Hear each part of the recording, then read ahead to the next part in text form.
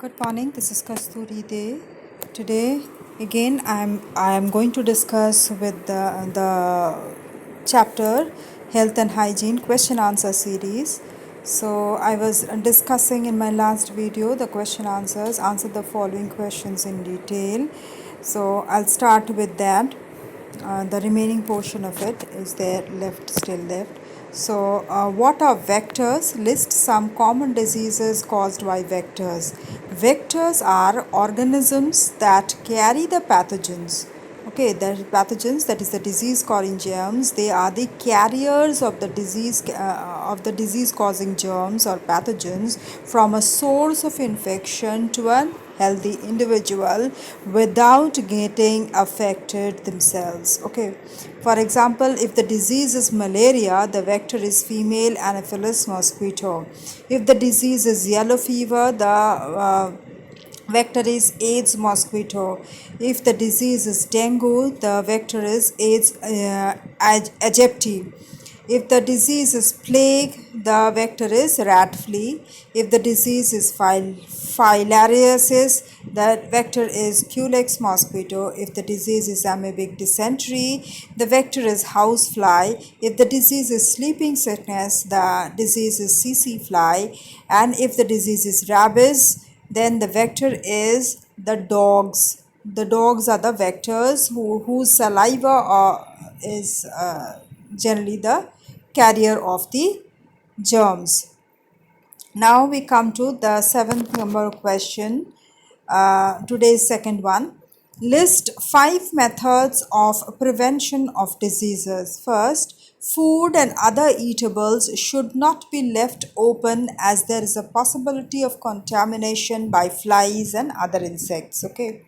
Then cooked food must be stored properly in the refrigerator so that it does not get spoiled in the refrigerator, and you should not eat that spoiled food. Before cooking vegetables and eating fruits, they must be washed properly. Especially during this condition, this corona condition, you should wash the vegetables and fruits when it is brought from the market only.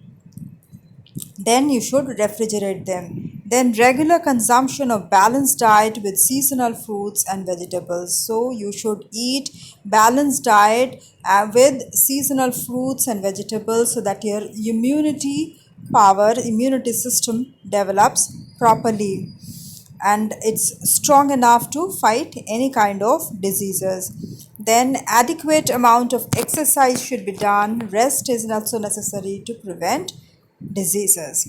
Next is, what are the harmful effects of smoking? Now, smoking leads to irritation of the nose and throat. Cough is there, respiratory problems are there, lung cancer. It increases the blood pressure, it increases the heart rate, okay, etc. The smoke, that is the consumption of tobacco by smoking, it irritates the nose throat, which causes coughing, respiratory problems, lung cancer, increased bp, increased heartbeat rate, etc. Then smoking spoils the teeth and causes a bad breath. Then cigarette smoking also contains a poisonous gas known as carbon monoxide, which reduces the oxygen carrying capacity of the hemoglobin, and therefore the respiratory, circulatory and the nervous system get affected because oxygen does not properly these respiratory, circulatory and nervous system organs, and therefore they are getting affected, which may lead to serious health effects. Then as tobacco contains nicotine, its consumption may lead to nicotine addiction, which affects the autonomic nervous system and the skeletal muscles. Then we have come to the ninth number of question. Here it is the list the first aid measures from unconsciousness. First, we should lay the person down comfortably. Then loosen his or her clothes. Then we should open the doors and windows of the room to allow fresh air to come in. We should not crowd around the affected person. Then gently we should sprinkle some water on the face of the person. then we should turn his or her head to one side so that he or she can breathe normally, and the windpipe does not get choked. And still, if the person's consciousness does not return, then we should lift the person's leg above the chest level so the blood from the legs flows to the vital organs, and the oxygen supply to these organs become rich, and then consciousness returns. Then what first aid measures should we administer in case of swallowing poison? If a person swallows poison, what first aid measures we should take? First we should check for symptoms of poisoning such as drowsiness or unconsciousness, or if he or she is feeling difficulty in breathing, or if the person is vomiting, if there is redness around the mouth and the lips. Okay, then we should remove first the remaining poison from the person's mouth. Then we should take the person into fresh air. We should make the person drink a lot of water, especially saline water, salt water, that is, so that he or she vomits out the poison which has gone inside his or her stomach. Then we should collect all the possible pill bottles which are packages with labels intact and show it to the doctor so that he can identify what type of poison that person has taken. We should immediately call an ambulance or a doctor for the medical help. Now we have come to the give reasons part.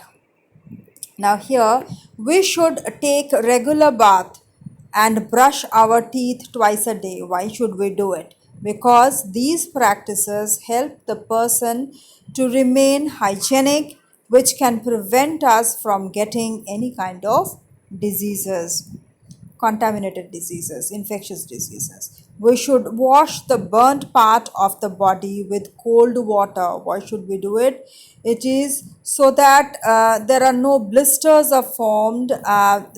This is by reducing the heat and preventing further burning.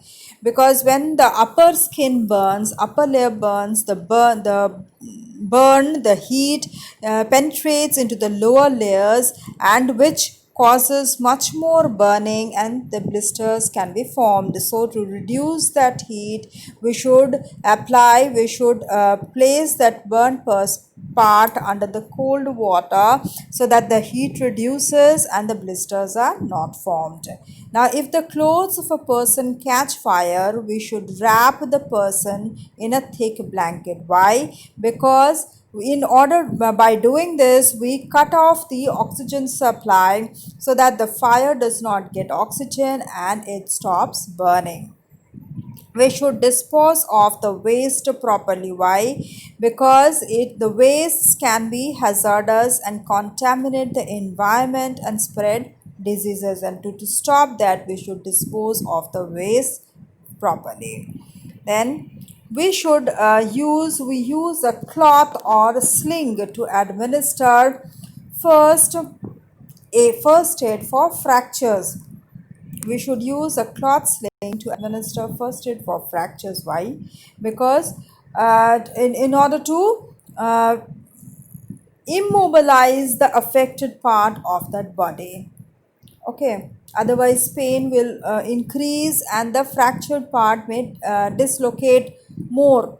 Okay, so and it will be difficult for relocating that fractured part. So we should immobilize in order to immobilize the affected part, we should apply a cloth sling to the administered to administer first aid for fracture. So this is the end of the chapter. Please go through this. If you have any doubt, please do write in the comment box, and for your reference I will give the text links in your description box. Please refer to that for any kind of clarifications. Okay, and if you like the video, press the like button and share with your friends so that they can also be benefited from these videos. And If you are a new viewer to my channel or not subscribed yet, please do subscribe to get the notification of my next video. Thank you.